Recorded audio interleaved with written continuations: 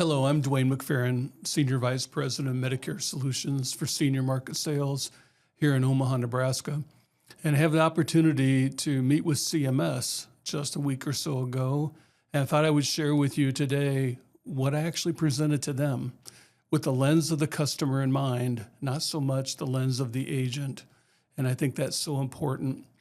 I would recommend that you become a member of NAFA or NABIP, because you have a voice then in Washington. And I'm a member of both. I'm part of the founding of the Medicare Collective with NAFA and have worked with NABIP for a number of years on their Medicare working group. And we need help. Our environment is as destabilized as it's ever been. And there are a number of reasons for the destabilization, and I'll go over that today. And I'll also share with you my recommendations that I gave to CMS.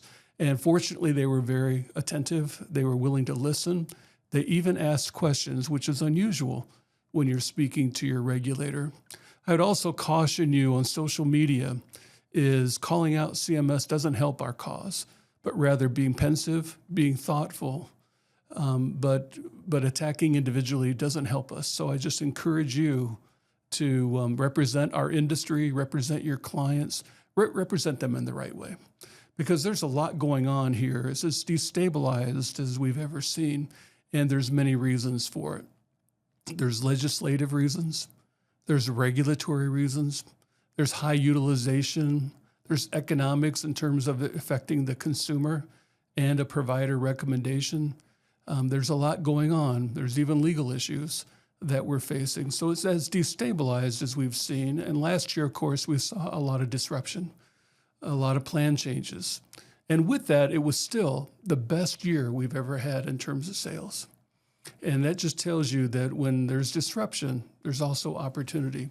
So while I'll point out the concerns that we all share, I'll also share with you the recommendations that I gave to CMS and how we, collectively need to find a way to stabilize the market to make sure that we have indeed affordable coverages for our client, and that the client has access to their trusted advisor. If an agent isn't paid, then where is that client going to get their trusted advice? So something that I'll share with you. So let's get into the details. So first of all, let me talk about Part D. So for Part D, in 2005, when Part D first came about, there were 43 carriers in the market, and each carrier typically offered 3 plans. Today, we have maybe 7 carriers that you could say are in the Part D market, and most of them are offering maybe only 2 plans, sometimes only 1. And so the number of them aren't paying a commission now, whether it's new business, in some cases, not even renewal. So we've seen premium increases that have been substantial. And in election year, last year, CMS determined that based on just the premiums that were being submitted, based on high utilization, that they would create the premium stabilization demonstration. You could argue that that was a bailout in an election year, but nevertheless, the intent was to keep premiums affordable for clients. So carriers, in exchange for reducing or not putting too high of a premium increase, were giving some subsidies. And those subsidies continued last year, and they reduced this year, although there are some reimbursement changes that perhaps even things out for the carriers. But what we found last year is the low utilizers went to the 0 premium plan. The high utilizers went to the other carriers. And in some cases, a carrier would report 50% of the prescription costs that they endured were from specialty drugs. So clearly adverse selection against the more expensive plans, and the low utilizers went to the low premium plans. While that's good for some consumers, it wasn't necessarily good for the entire industry. And so carriers, of course, made additional changes. This year, with the reduced subsidy, there will be a limit on how much a carrier can increase their premium, but that limit is $50. So that's no small effort. In fact, you'll see some cases where the premium for Medicare supplement and Part D will be equal, or perhaps even the Part D premium being higher. So affordability becomes a real issue. Right now, there's only one carrier that's paying full commission. That's Humana. I believe next year in a number of states, we'll see Cigna paying full commission, but otherwise it's pretty limited, maybe renewals only for carriers. So we are destabilized on Part D, and things like negotiating drug prices, they should have been done first instead of last. But even with that, it didn't offset what it was in place before, which were rebates. So there was negligible impact on the whole idea of negotiating drug prices. Maybe the favored nation status negotiation will produce a better outcome, but yet that's, in the future, something that won't help us today. So what caused some of this on Part D? I think you can trace a lot of it back to the Inflation Reduction Act, a well-intended piece of legislation, but it did not reduce inflation on Part D. In fact, it may have fanned the flames of inflation by creating a out-of-pocket maximum of $2,000, which, by the way, will be $2,100 in 2026. CMS, through the legislation, used true out-of-pocket cost instead of MOOP, which is what most agents would think, and I think what most elected officials that passed the legislation would think it'd be $2,000 out of pocket. But in many cases, agents learned quickly that TROOP resulted in out-of-pocket costs that were a lot less than $2,000 to a consumer. In some cases, it could be even below $1,000. So that had an impact on the consumer saying, if I'm only going to have $1,200 out of pocket, maybe I don't care about generic drugs. Maybe I'll just take the most expensive drug and I'll be done with it. Even providers were thinking, that's not much of a financial impact on my clients. I'll go ahead and prescribe that specialty drug. So we lost the focus on generics, and we saw, of course, as you know, a lot of television ads advertising like GLP-1s, weight loss drugs, and other specialty drugs that really drove up the cost. So what did I recommend? I recommended to CMS that they reevaluate MOOP versus TROOP and go back, even if that requires legislation, is that we look at ways to make sure that the consumer indeed is incented in the right way, that they should be looking at low-cost drugs as a first choice. We should also allow the carrier to access medical information, pharmaceutical information from pharmacies that may have better information, more accurate information, more up-to-date information than the medical provider alone. And also, when it comes to commissions and enrollment methods, there should not be allowed the ability to cut off commissions midstream. Once a carrier files their product, they should file it with the exact amount of commission that they would be paying, and they would not be allowed to make a change until the following year. The same with enrollment methods. Cutting off electronic enrollment methods and forcing a client to do paper, as an example, is really a form of steering and driving business to another carrier. That just should not be allowed. So anyway, that was my discussion with CMS when it came to Part D. For Medicare Advantage, the Inflation Reduction Act also affected Medicare Advantage plans and a direct impact on Part D.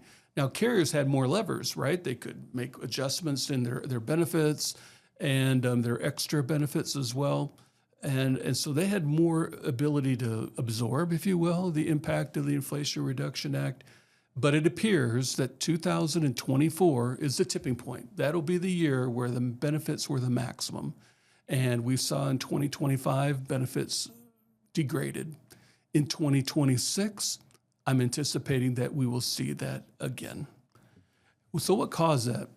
Well, for 2 years, reimbursement rates were down. In fact, they were negligible. If anything, they were close to zero. And then in 2025, they announced in April that there was going to be about a 5% increase. That really helps, but it doesn't buy back, if you will, all of the deficit that carriers were experiencing. And so I expect 2026 to be another year of disruption on Medicare Advantage, another year of plan exits and degraded benefits. You should expect in rural areas in particular, PPO plans with a couple of big national carriers where either commissions aren't being paid or the plan's no longer available. So that puts a person in a rural area in a real quandary. Do they have the ability to go to any doctor? Or will they be forced to go into an HMO? And if they're in a rural area, there may not be an HMO available. Medicare supplement's another option, but we're seeing strains, if you will, headwinds on Medicare supplement, and the Part D will cause some people to fret. Can I really afford my Part D plan, especially if I'm taking, more than just generic drugs? So we're expecting a lot of service area reductions. One carrier announced 600,000 clients will lose coverage, will have to move. That alone will make this a very active year. So when consumers are shopping, then agents need to be active. And hopefully you find in your choices, in your geography, the plans that would meet your client's need. So we've seen carriers remove commissions and enrollment methods. And just like on Part D, the recommendation to CMS is make those plans fixed. There's no reason 2 weeks into an annual election period that we should see a carrier pulling out by eliminating commissions or cutting off enrollment methods. That's just a form of steerage, and that's something that agents get accused of. But yet here we see it in a big way. So asking CMS to make sure that we keep the playing field equal, at least through the AEP. Not that we want a carrier to fail, but making massive change in availability and access to a trusted advisor is something that we need to be very concerned about. Now, you would have noticed that you don't see Joe Namath commercials anymore. In fact, Benefit Technologies, which was the marketing company behind the Joe Namath ads, is no longer in business. And a number of other large call centers are no longer in business. So while CMS did not put them out of business, the actual economics did. And if you watch the stock for publicly traded call centers, you see that they have really gone down in the last year or two. And it really came down to is that there wasn't enough retention of the business. A lot of business would be enrolled, but then not actually even making it through the rapid disenrollment period. So taking the time to make sure that a call center clearly educates the consumer on what they're buying, and that fishing in the right pond, right, in terms of marketing to the people that really need the coverage, not just those that are quick responders looking, if you will, for free stuff, is really important for call centers. So there's been a shaking out in the call center space. If you're a broker, you like that. You like the idea that service is indeed important. So one of our recommendations to CMS is any call center that's operating our business should have a retention model, not just an acquisition model. There are a lot of consumers that don't want to meet with an agent in their home, don't want to meet someone face-to-face, might feel like they're being pressured, would prefer to talk to someone over the phone. There are neighborhoods where agents won't go because they just don't feel safe. So there's a place for call centers in our industry. It isn't brokers are good and call centers are bad or vice versa. It's how does the consumer want to buy? And does the call center have a retention model to ensure that things will go well? Now this year, chronic special needs plans will be the real opportunity. That's where the expansion is. That's where the validation is going to be so important. And you should expect that some customers will apply for the special needs plan, but then not ultimately validate. And that hurt the special needs plans years ago when agents would see that a lot of business didn't end up being placed. You could expect 13 to 20% shrinkage, if you will, on your applied for business on chronic special needs plans, unless the consumer responds and helps the doctor verify their condition. Now at SMS, we've actually created a method that we're testing with Humana that actually has you in charge of collecting the information with the consumer's consent from the doctor, which will speed up the process, result in no delays, and most importantly, you end up with a commission and the client ends up with the desired coverage. So we think that the process, if you will, for DSNP, or I should say CSNP verification is extremely important, and we're taking it serious, and we're expecting other carriers to follow suit on our LA Pro, our technology, the SMS proprietary technology, that CSNP verification process through mail from you, or ultimately from the client to the doctor, will be a success. Now, there's new legislation being proposed that TPMO definition be changed. And indeed, FMOs, call centers, agents, lead generators, and offshore entities, they're all different. And they all should be managed different, but lumping them all into one category just doesn't make sense. So our recommendation is that we do indeed separate. CMS asked a very good question. How do we know if someone is a call center or not? And my response is the carriers know. Many carriers have specific goals, objectives, and monitoring that they do for call centers. And so it should not be difficult to classify a call center separate from a brokerage operation.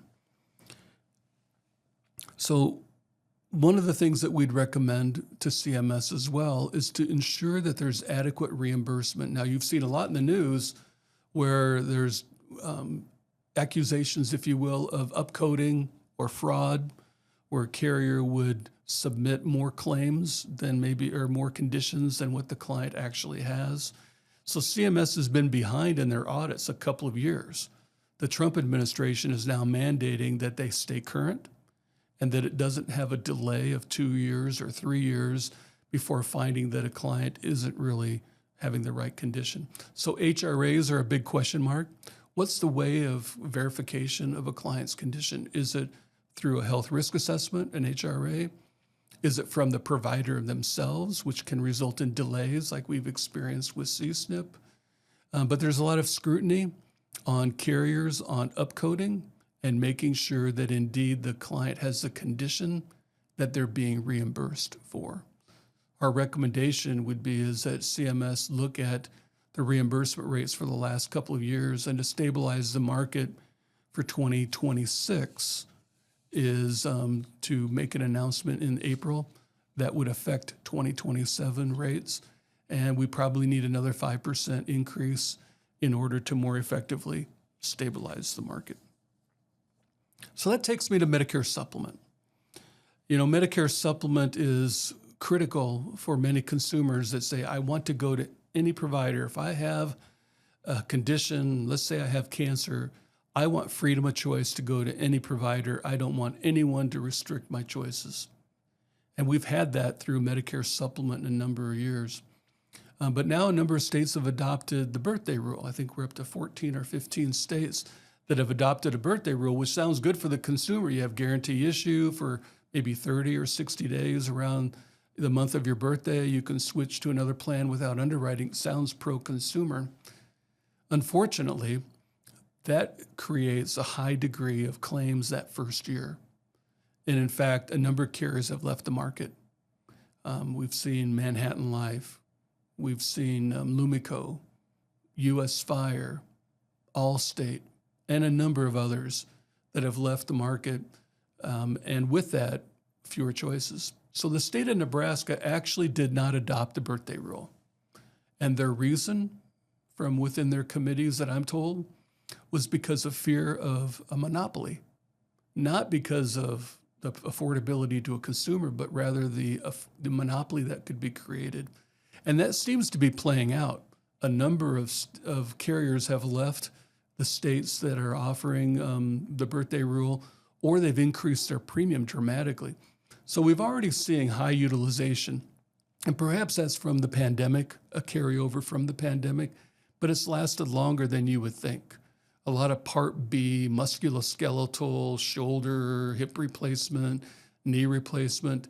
There's a lot of factors there. And one other factor that seems to be affecting high utilization is in earlier years, a client before leaving group coverage would get all of their procedures done. And so when they went into Medicare, they had already had those coverages or those procedures handled. But now it seems the new phenomenon, an increasing number of people that are aging into Medicare are actually delaying getting that procedure until they're on Medicare. Perhaps that's because they have a bigger deductible, more copays on their commercial group insurance or their individual ACA coverages than they would have on Medicare. So we have a new factor that's impacting first-year loss ratio on just utilization alone. Throw on top of that birthday rule, and carriers have had to adjust either by pulling out of the state, raising premiums, reducing commissions, or maybe a combination of those. So Medicare supplement is facing a lot of headwinds right now. It's as destabilized as it's been. So our recommendation to CMS is it's been more than 15 years since Medicare supplement plans were modernized. That's when Plan F became sunset, and at least for those people aging into Medicare. And so really the consumer was down to a Plan G and a Plan N, and about 20% of our sales are Plan N. So that went up as affordability became an issue. Our recommendation would be is it's time to review plan choices and to give more consumer options. One recommendation that was given to CMS, which would require legislation, is that we allow the high deductible G plan to be paired with the hospital indemnity plan either separate or as a rider, that we could lower the $2,870 deductible to a lesser amount and provide a more affordable coverage. What I like about that strategy is it doesn't expose the agent or the consumer to the birthday rule, which means more underwritten business for the carrier and the greater likelihood that we have that more desirable experience for first-year claims. Also, another recommendation that was given to CMS is allow a carrier to issue a surcharge if the birthday rule or guarantee issue was applied.